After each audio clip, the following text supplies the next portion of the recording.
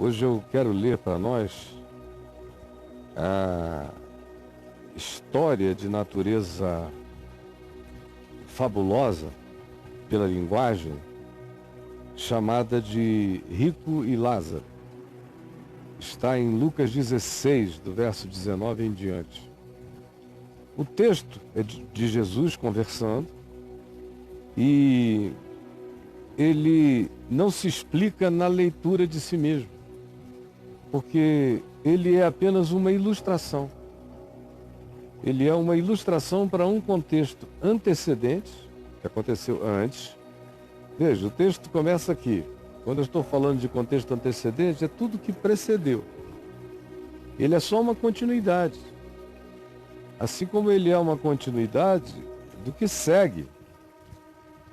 Então, ele está no meio de algumas coisas. Ele não pode ser entendido sem ser a partir daquilo que o antecede e o sucede. Porque o que o antecede o ilumina. E o que o sucede é a explicação. Então o texto diz: ora, havia certo homem rico que se vestia de púrpura e de linho finíssimo e que todos os dias se regalava esplendidamente. Havia também certo mendigo chamado Lázaro. Lázaro, que significa Deus ajuda. Esse é o significado de Lázaro. Coberto de chagas, de feridas, e que jazia deitado à porta do homem rico. Enquanto ele se esquecia da existência lá dentro e se embriagava anestesiado, à porta dele estava um homem ferido, gemendo, doendo, com fome, que se tornara invisível. Passava-se por cima, dia após dia, e não se fazia nada, enquanto o homem desejava alimentar-se das migalhas que caíam da mesa do rico e que iam para o lixo. Enquanto isso, até os cães da rua vinham lamber-lhe as úlceras, o pus do corpo. Aconteceu que chegou o dia de morrer o mendigo. E foi assim levado pelos anjos para o seio de Abraão. Mas quem o visse na rua apenas diria: manda tirar aquele cadáver dali que está morto na porta do palácio da eminência parda, quem quer que fosse naquela sociedade. Mas enquanto se retirava um corpo e se jogava o corpo no lixão ou numa vala comum, os anjos, noutra dimensão, olhando-se daqui, um corpo podre é colocado numa vala comum. Olhando-se a partir do olhar de Jesus, do reino de Deus, o que se via não era o cadáver como ênfase, mas o próprio Lázaro vivo, glorificado, sendo levado para o paraíso, que aqui, como o contexto é todo judaico, e a conversa é com os fariseus, escribas e religiosos, Jesus, ao invés de falar sobre o paraíso, ele usa a expressão comum para os religiosos que o estavam assistindo, que era: foi levado para o seio de Abraão. Essa era a expressão da religião para designar o paraíso. O paraíso deles era tão étnico, era tão racial, era tão religioso e era tão monolítico que não era um paraíso aberto a todos, como a Nova Jerusalém, com portas para todos os lados. Era um paraíso para quem tinha o pedigree de Abraão. É um paraíso da lei, é um paraíso do Velho Testamento, é um paraíso de judeus para judeus. É com esse grupo aqui que Jesus está falando. Depois você olha antes e olha depois. Você vai ver que essa história está sanduichada entre juízos de religiosos. presunçosos e que interpretavam bens, dinheiro e prosperidade material como bênção de Deus, de modo que se você era rico, você não precisava se preocupar com mais nada, porque já era sinal de que Deus tinha ungido o rico. Deus gostava tanto de ti que te fez milionário, bilionário. Era o pensamento, então, dos judeus, de boa parte deles, tanto quanto era o pensamento popular de boa parte da população, tanto quanto é o pensamento contemporâneo, infelizmente, da maior parte da população também. De modo que era para eles, tanto quanto é para você que pensa assim, que Jesus estava falando. Congela a cena.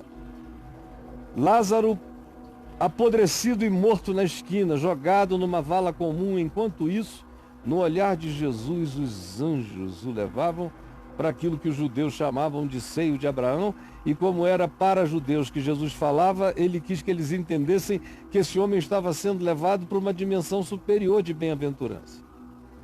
E prossegue Jesus dizendo: morreu também o rico e foi sepultado. Na linguagem dos judeus, foi para o Seol, foi para o lugar da sepultura. No inferno, e aí aqui a gente já passa do Seol judaico, que era só o lugar da sepultura, para o Hades grego, do ponto de vista cultural, que é uma existência depois da sepultura, depois do Seol, o mundo dos mortos, o Hades, o inferno. No inferno, estando o rico em tormentos, porque inferno não é lazer, é dor de consciência. Inferno é encontro com a verdade. Inferno é você tomar consciência de tudo aquilo em relação a que você se alienou, se anestesiou, do que você fugiu, do que você deliberadamente ignorou. O inferno é um encontro com todas as imagens que você tornou invisível, só para não constatar a dor do próximo e a necessidade dele, ou a cor dele, ou a raça dele, ou a miséria dele, ou o desabrigo dele. O inferno é esse lugar do tormento da verdade. Inferno é lugar de verdade. Por isso é lugar de tormento, não é para ficar fustigando um cara ali, não. Um homem que viveu sem próximo, um homem que viveu sem amor, um homem que existiu indiferente, tem que entrar no inferno como graça para acordar a mente. A vida não o despertou. Chegou a hora do inferno acordar. Tem gente que só é ativada para a consciência no coração do inferno, seja enquanto vive ou seja depois que morre. Mas inferno é lugar da verdade. É a luz como fogo consumidor da santidade de Deus, devorando a maldade humana, por mais que nós tenhamos nos escondido sob as crostas mais espessas, achando que não seríamos devassados jamais. Mas eis que o inferno existe. No inferno, estando em tormentos, o rico levantou e viu ao longe a Abraão e Lázaro ao seu lado, que era uma ironia.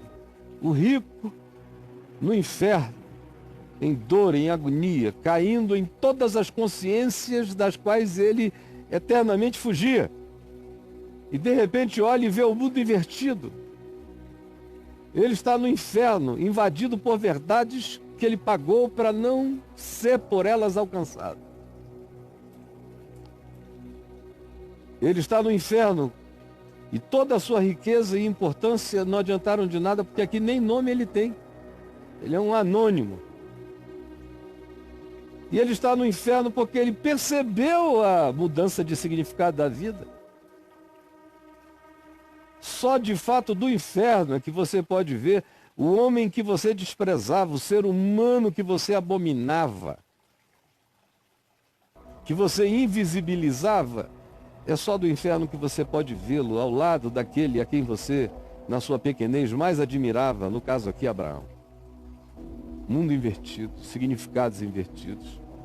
O rico é sepultado, o homem sem comida, sem alimento, apodrecido, tem nome. O nome dele é Lázaro, Deus ajuda, e é levado pelos anjos para o paraíso. E o rico, então, e que é óbvio que se está falando de uma linguagem toda metafórica, primeiro porque o céu não é um lugar, nem o inferno é um lugar, a gente está falando de dimensões, de estados. Como também não é um lugar basiquinho, como se fosse uma historinha de flanelógrafo de escola dominical, onde você bota do lado de cá o barranco do céu, do lado de lá o barranco do inferno incendiando e aqui no meio um abismo. Não, essa é só a linguagem de Jesus, a linguagem infantil do Evangelho para falar com a universalidade de todas as compreensões, mas se está aqui não diante de uma narrativa de descrição do fenômeno e do cenário da eternidade, se está meramente diante de uma descrição metafórica, para a criança entender, para qualquer um entender, até para você entender. Então Lázaro, o rico, clamando, disse: Pai Abraão, você veja como esse rico se relaciona com a religião. É com Abraão. Até no inferno ele ainda não perdeu a mania de usar de algum tipo de tráfico de influência.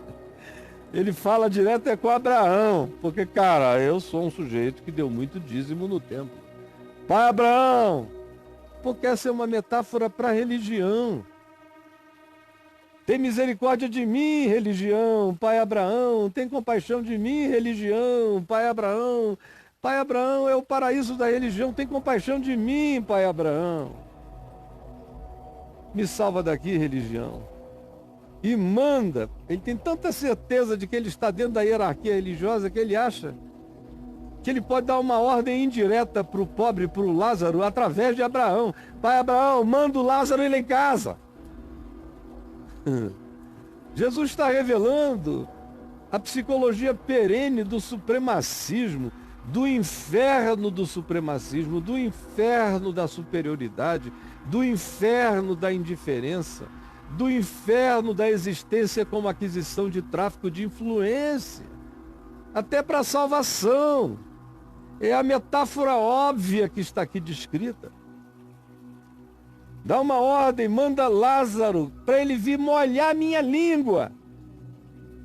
Até no paraíso, Lázaro era interpretado pelo rico como sendo alguém que tinha e podia receber ordens.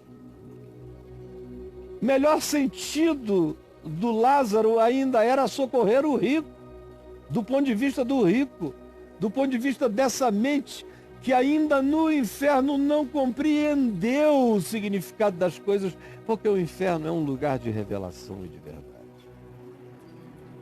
E ninguém sai dele até que pague, como diz Jesus em Mateus 18, naquela masmorra, dela não se sai até que se pague o último centavo. Ou até que se diga, eu sou a si mesmo, e com ódio se morra no inferno. Ou se diga, eu entendi, tem compaixão de mim. E aí já não é pai Abraão, é outro pai. Disse, porém, Abraão ao rico: filho, lembra-te de que, porque de fato é uma filiação religiosa, e racial, e étnica. Filho, lembra-te de que recebestes os teus bens, e aqui é uma ironia de Jesus. Abraão pode chamar você de filho e você está no inferno, entendeu? Não muda nada. Filho, lembra-te de que recebeste os teus bens em tua vida. Era isso tudo que tu querias. Foi pelo que tu viveste, foi isso que tu tiveste. A vida ficou do tamanho da tua ambição. E Lázaro, igualmente, só recebeu males, enquanto tu só recebias bens. Agora, porém, há uma mudança radical de dimensões, de significados, de valores. Agora, porém, aqui, nessa dimensão, que não é aquela da tua ilusão, ele, o Lázaro, está consolado. E tu estás em tormento. E além de tudo, está posto um grande abismo entre nós, diz Abraão, e vós, entre quem está no banquete e quem está no inferno. De sorte que os que querem passar daqui para vós outros não podem. O que mostra a linguagem metafórica. Quem estaria no céu querendo ir ao inferno, ou passar um tempo no inferno? Ou quem, estando no assim designado seio de Abraão, gostaria de dar uma mamada no seio de Satanás? O que prova a linguagem meramente metafórica, fabulosa.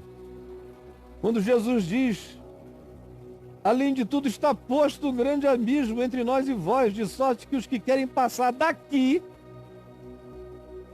para o inferno não podem, nem os que querem passar do inferno para cá. E isso fecha a linguagem dessa comunicação. O que ele está dizendo é, há um abismo posto. O modo de viver abisma a gente na eternidade. O modo de viver interpõe separações na eternidade. Não só as ordens se invertem, mas para aquele que passou a vida se separando dos outros e se afastando e pagando para não ver a miséria humana, esse terá na eternidade aquilo que na terra impôs, um abismo, e não conviverá com o pobre que ele desprezou em nenhum momento da sua existência. Então o rico diz assim, Pai Abraão, olha só, eu te imploro, de novo, outra ordem, que o manda o Lázaro lá. Porque o pessoal lá de casa conhece ele, lembra ele. Todo mundo o viu milhões de vezes. Nós só não queríamos que ele existisse para nós e ali.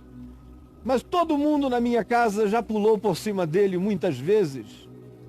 Por isso eu te imploro que tu mandes a minha casa paterna, a minha família.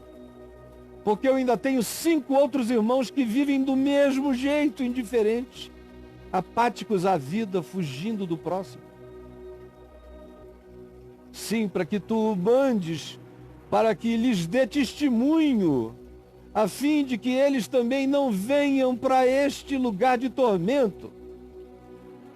Respondeu então o pai Abraão, nesse diálogo metafórico e fabuloso. Ora, disse Abraão, eles têm Moisés, eles têm os profetas, ouçam-nos. Por isso é que eu tinha dito, vou repetir pela terceira vez, esse é um texto para judeus, é um ambiente de judeus, é um choque a judeus, é um inferno para judeus. E é uma exortação trazida com a veemência do inferno para esses que tratavam o próximo exatamente como o rico tratava o Lázaro. Exatamente para esses. Não é para um grupo de prostitutas, nem de mendigos, nem de pobres, nem de publicanos, de ninguém, nem de soldados romanos, não. São religiosos, os mais religiosos da terra é que estão ouvindo essa advertência, dizendo o que eu estou contando é para vocês. Vocês são tão indiferentes e impermeáveis quanto esse rico que eu aqui descrevo. Eu peço que tu os mandes na casa do meu pai. Então Abraão respondeu, eles têm Moisés e os profetas. E essa é a demonstração, de novo, de que esse é um texto para judeus que achavam que eram salvos pela obediência à lei de Moisés, ou à sua submissão aos profetas como meio de salvação. Como meio de salvação. Eles têm Moisés e os profetas. Manda eles irem se curar na sinagoga. É o que Jesus está dizendo aqui pela boca de Abraão. Há uma grande ironia. Jesus está dizendo, Moisés e os profetas salvam, frequência à sinagoga salva. Vocês, judeus que estão ouvindo essa minha palavra cheio de arrogância, salvem-se na sinagoga. Mas ele insistiu, o rico insistiu.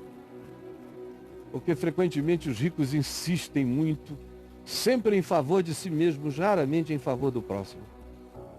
O rico disse, não, pai Abraão, não. A lei e o profeta e os profetas e a sinagoga não os salvarão, não. Mas se alguém dentre os mortos for ter com eles, arrepender-se-ão, ressuscita Lázaro, para Lázaro bater na porta lá de casa e pregar para eles, ressuscitado de entre os mortos. Como viria a acontecer ainda com o Lázaro de Betânia, que literalmente, tanto tinha esse nome, quanto literalmente ressuscitou dos mortos, e foi o que deflagrou o processo do assassinato, da morte de Jesus. Foi a ressurreição de Lázaro. Não, nem se Lázaro ressuscitar dos mortos, eles ouvirão. Foi o que Abraão disse. Se não ouvem a Moisés e os profetas, tampouco se deixarão persuadir, ainda que ressuscite alguém dentre os mortos. O coração daquele que vai para o inferno é o coração que está bloqueado, que não tem poros abertos para nenhuma relação de amor e vida.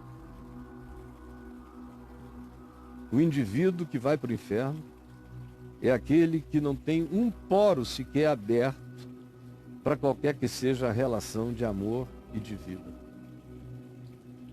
O inferno é para esses que já tinham se colocado no cilindro impermeável do auto-isolamento em relação à vida e ao próximo, com desprezo pela existência,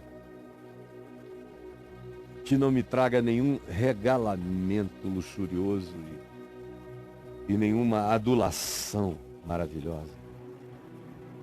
Não ouvirão. Então você me pergunta, o inferno existe? Eu tenho dito a minha vida inteira, claro que sim, eu não sou universalista. O inferno existe. Especialmente para um certo tipo de pessoas, ele está prontinho para essas pessoas. Se você abrir aqui em Lucas 15, você vai ver que o assunto de Jesus não é o inferno. Ele estava conversando com publicanos e pecadores que vieram ouvi-lo. Enquanto isto, presta atenção, tá bom? Os fariseus e os escribas, os teólogos, os doutores da lei, estavam murmurando contra ele, dizendo, ele recebe pecadores e come com ele. O problema de Jesus nunca foi botar pessoas no inferno. A questão de Jesus sempre foi tirar a gente do inferno no qual os outros colocavam essas pessoas, como era o caso dos publicanos e pecadores. Aí Jesus, por causa dessa murmuração, contou a parábola da ovelha perdida, que o pastor deixou todas as 99 ovelhas que julgavam que não precisavam de cuidados, e foi à procura de uma ovelha que estava perdida. Ele disse, assim é o coração do meu Pai, assim sou eu também. Se vocês acham que vocês não precisam de nada, não reclamem de nada. Agora, eu vou atrás daquela que se perdeu, porque meu coração do Pai, coração do meu Pai, só olha para a que está perdida, e não para as que se jactam de estarem achadas. Aí ele conta a parábola da dracma perdida, da mulher que perdeu uma dracma, que tinha uma maior importância para ela, mais importância do que o valor monetário, era o valor afetivo, simbólico, e ela procurou a dracma até que achou, e quando achou, ela gastou mais dinheiro fazendo uma festa para celebrar o fato dela ter encontrado a dracma do que a dracma valia em si, porque era uma questão de amor, de afeto, de carinho, de cuidado, e ele disse, assim é com meu Pai que está nos céus. Ele dá o maior festão quando alguém é achado. Aí ele conta a parábola do filho pródigo, que é aquele que ofende o pai e diz, por que você não morre logo? E por que você não está demorando a morrer? Me dá logo as minhas partes de bens e heranças que eu vou embora. E foi. E viveu a vida mais orgiástica que se possa imaginar, até que perdeu tudo, se arrebentou. E numa terra distante da cultura judaica a qual ele pertencia, Ele foi se alimentar do babugem dos porcos, até que caiu em si, se arrependeu e disse: vou voltar para a casa do meu pai. Voltou e o pai o acolheu, o abraçou, o beijou, botou um anel da família no dedo dele, mandou matar um novilho cevado, fez uma festa. E aqui Jesus disse, e contratou a melhor banda da cidade, fez um festão. Foi Jesus que disse, não sou eu que estou inventando não. E o pessoal dançou a noite inteira. Mas tinha um irmão que gostava de inferno, um irmão que gostava de desgraça, que gostava que as pessoas que não fossem exatamente como ele se dessem muito mal na vida. E era o irmão mais velho desse garoto chamado aqui de pródigo, que quando voltou e viu o irmão de volta e o pai feliz e todos a ele reconciliados, não aceitou e não quis entrar na festa. O cara não quis entrar no paraíso, não quis entrar no seio de Abraão, não quis entrar na celebração da graça, não quis entrar nas bodas da felicidade do pai dele. Ele se pôs do lado de fora, ele se pôs do inferno. E do lado de fora, ele ficou em choro e ranger de dentes. Ele se auto-excluiu. Ele disse que ali ele não entrava sob hipótese alguma. Porque se houvesse perdão para aquele irmão, ele preferia ficar ausente de qualquer que fosse a celebração do que fazer parte daquela que era do seu irmão a própria salvação. E aí Jesus conta na sequência a parábola do administrador infiel, que é um cara que roubava o seu patrão. Era um sacana, era um safado, era um velhacão. Roubava o patrão. Até o dia em que o patrão, suspeitando e mandando fazer uma auditoria, concluiu que estava sendo roubado e disse, vou lá acertar as contas. Aí, então, o gerente ladrão disse, estou perdido. Lá vem ele com todo o aparato da Lava Jato contra mim, o que farei? Ele não tinha delação premiada para fazer, mas ele resolveu fazer uma quitação premiada. Ele chamou todo mundo que devia ao patrão dele, falou, escuta, quanto tu deves ao meu patrão? Aí o cara falou, devo 100. Ele disse, escreve 70 e vai embora para casa. E assim ele foi chamando todo mundo e diminuindo em 30%, em 50%, em 25% o débito de todo mundo. E todos os que deviam ao patrão dele, eram muitos, ficaram felicíssimos. E no seu coração se dispuseram dizendo, se um dia você precisar de mim, fulano, pode me procurar porque eu vou te ajudar, eu vou te sustentar, eu vou te garantir, eu vou te cobrir, não vai te faltar nada. Você foi tão generoso comigo que eu também serei generoso com você.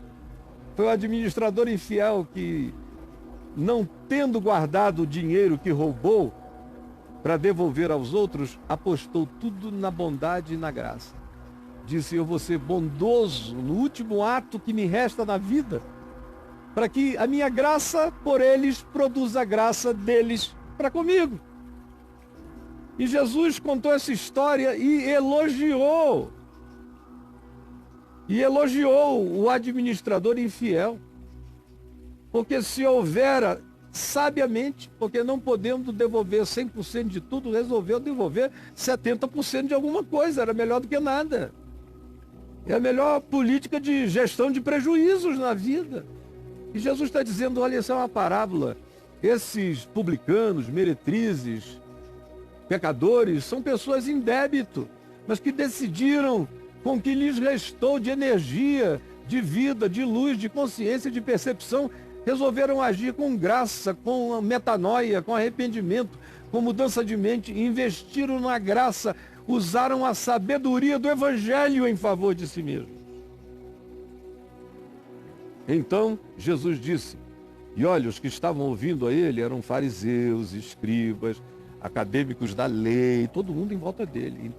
Aí então Jesus concluiu dizendo, eu vos recomendo. E eu vos recomendo. É o dedo dele entrando na cara dos religiosos em volta dele. Ele diz, e eu vos recomendo. Depois de contar histórias e parábolas de perdão e de misericórdia, ele diz, e eu vos recomendo. Que vocês façam a mesma coisa que as prostitutas e os pecadores estão fazendo, que vocês ajam com graça. que vocês usem o que restou em vocês para tratarem o próximo com graça, porque essa graça vai voltar sobre vocês. Eu vos recomendo, das riquezas de origem iníqua, e toda riqueza, de um modo ou de outro, eu não tenho tempo aqui para explicar sobre a metafísica do dinheiro e da riqueza, são de origem iníqua. Das riquezas de origem iníqua, fazei amigos, usem o dinheiro para melhorar o mundo, para fazer amizade com os que não têm nada para dar a vocês, para afofar leitos, para construir hospitais, para alimentar famintos, para acolher desabrigados. Das riquezas de origem iníqua, façam amigos na terra e no céu, para que quando esse tempo acabe, quando a era dessas riquezas termine, e vai terminar logo, logo, quando esse tempo acabar, esses amigos feitos pela graça, pelo amor, pela compaixão, pelo trato, pela riqueza investida neles, para que eles vos recebam nos tabernáculos eternos. E façam isso se vocês tenham pouco ou se vocês tenham muito, porque quem é fiel no pouco também é fiel no muito, e quem é injusto no pouco também é injusto no muito. Se vocês não se tornarem fiéis na aplicação generosa das riquezas de origem iníqua deste mundo, como é que o Pai Celeste vai colocar vocês em qualquer que seja o paraíso, se vocês não sabem tornar a vida paraíso para quem vive em miséria diante de vocês? Ninguém pode servir a Deus e as riquezas. Aí presta atenção. Os fariseus, que eram avarentos, está aqui no verso 14, capítulo 16. Os fariseus que estavam ali, que eram avarentos, ouviam tudo isto e ridicularizavam a Jesus. Diziam: seu otário, está pensando que a gente cai nesse conto do vigário? Você é um bobo. Esse povo aí, você está dizendo que esse que você chama de meu pai ama, vai todo mundo para o inferno. E você é um bobo, idiota. Você acha que nós vamos pegar do nosso dinheiro para socorrer aqueles a quem Deus amaldiçoou, por isso vivem na miséria? Era isso que diziam. Era esse o escândalo que provocavam, mas Jesus lhes disse,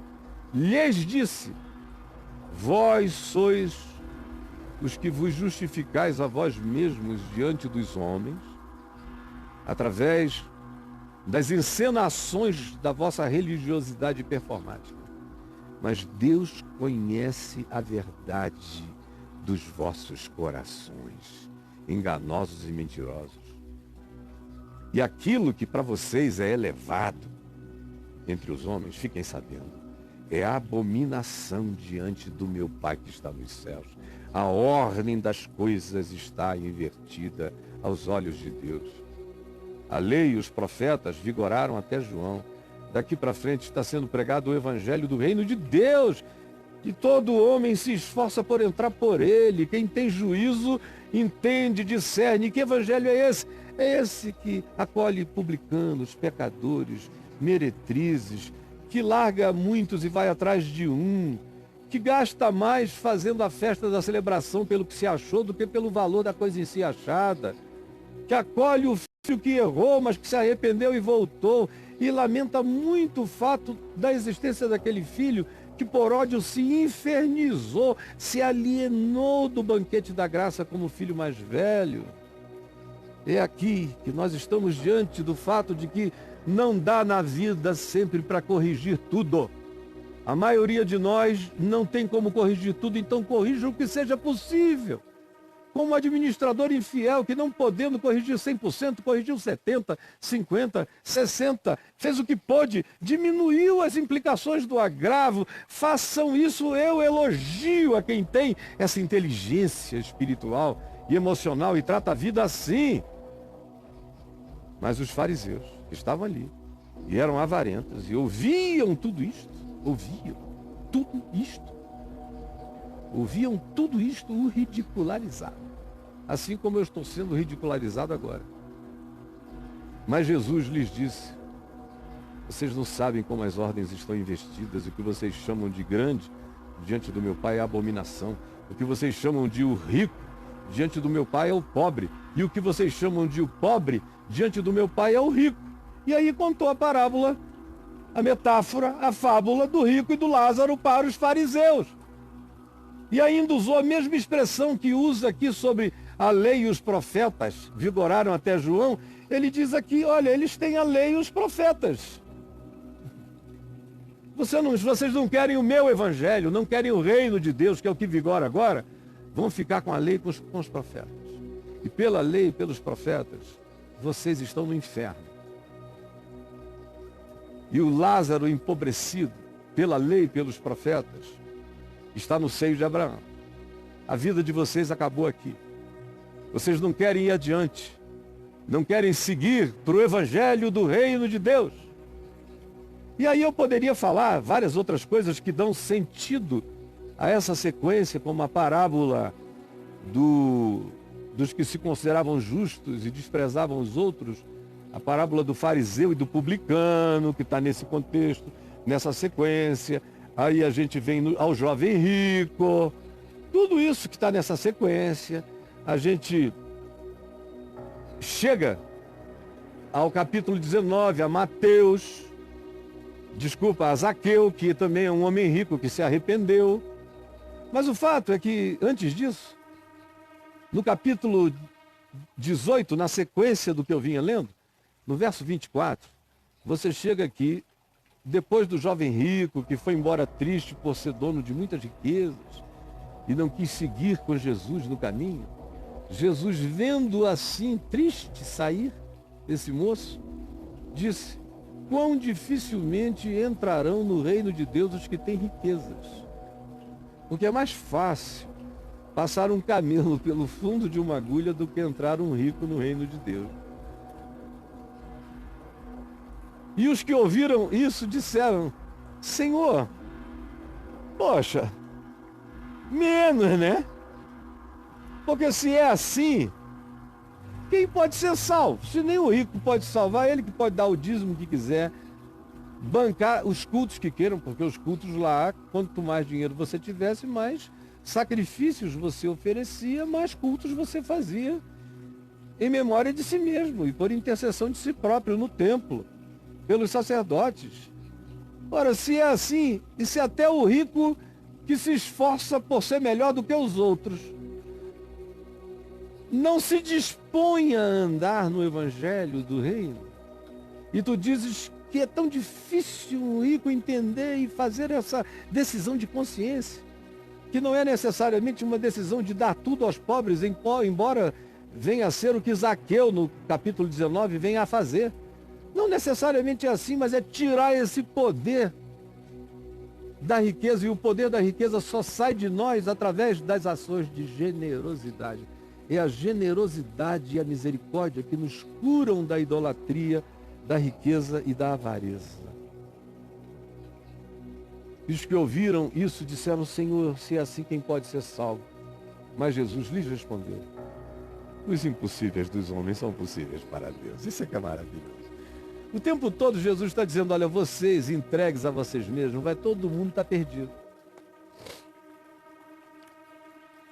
Tem que ser um Lázaro moribundo, um cara que praticamente não agiu para o mal na vida e nem pôde ser acusado de omissão em nada, porque a vida dele era uma paralisia de dor, de gemidos e de fome. Mas quanto ao mais, todos aqui estão cheios de avareza. Os religiosos avarentos, os ricos avarentos, os empobrecidos com a ambição do poder, todos vocês estão tomados por aquilo que os impede de entrar limpos no reino de Deus. Porque no reino de Deus a gente entra quando a gente nega até a si mesmo, quanto mais o que a gente carrega. Não passa nada, não passa nem o si mesmo, nem o selfie presunçoso entra. Eu tenho que deixar. Por isso é que frequentemente é a morte que me põe dentro do reino de Deus, ou as coisas que vão me matando em vida, as que vão me iluminando para eu enxergar o sentido. Do contrário, existe um abismo que impede a minha visão, que impede o meu discernimento. mas os impossíveis dos homens são possíveis para Deus. Ou seja, a parábola do rico e do Lázaro também está respondida aqui em Mateus, no capítulo 18, no verso 27. Sendo assim, quem pode ser salvo? Ora, os impossíveis dos homens são possíveis para Deus, porque tanto o pobre quanto o rico são salvos por graça. E tanto o religioso quanto o mais tenebroso pecador se perdem na ufania da sua alienação e do seu desprezo para com o pobre, para com a vida e para com os atos de amor na existência. Quem ama conhece a Deus, quem não ama não conhece a Deus. Mas ninguém é salvo porque ama ou porque não ama. É porque sobre tudo e sobre todos a graça de Deus incide. E os impossíveis dos homens. O que para o homem é uma impossibilidade. Entrar no reino de Deus. A graça de Deus realiza. Fez por mim, faz pelo rico da parábola. Faz pelo jovem rico quando partiu e encontrou a graça de Deus. Faz por todo aquele que hoje ainda diz não, mas que vai morrer o bastante enquanto existe, para que sobre ele venha a luz da compreensão, para que em tormentos veja, como foi o caso do rico da parábola, da metáfora. Tem certas coisas que o homem implacavelmente empedernido só enxerga em tormentos, só enxerga do inferno. Tem muita gente que precisa primeiro cair no inferno, para que em tormentos veja, enxergue. E a misericórdia de Deus é enorme quando o indivíduo cai no inferno ainda em vida, ainda aqui. No caminho ele caiu no inferno e foi atormentado o bastante para conseguir enxergar. Mas Jesus vai para além daqui e diz que mesmo para além do espaço-tempo, nessa dimensão, tem uma hora em que o rico ou o alienado enxerga. E que o que pode dali tirá-los não é nem a lei, nem o profeta, nem o testemunho de um milagre extraordinário.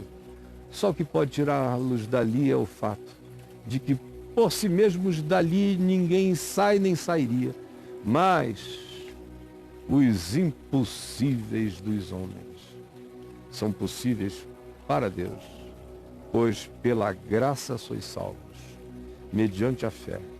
Isto não vem de vós, é dom de Deus, não vem de boas obras, para que ninguém se glorie. Senhor Jesus, que esta palavra dê o fruto para o qual ela foi designada, é o que eu te imploro e eu tomo posse da frutificação dessa verdade. Em nome de Jesus. Amém e amém.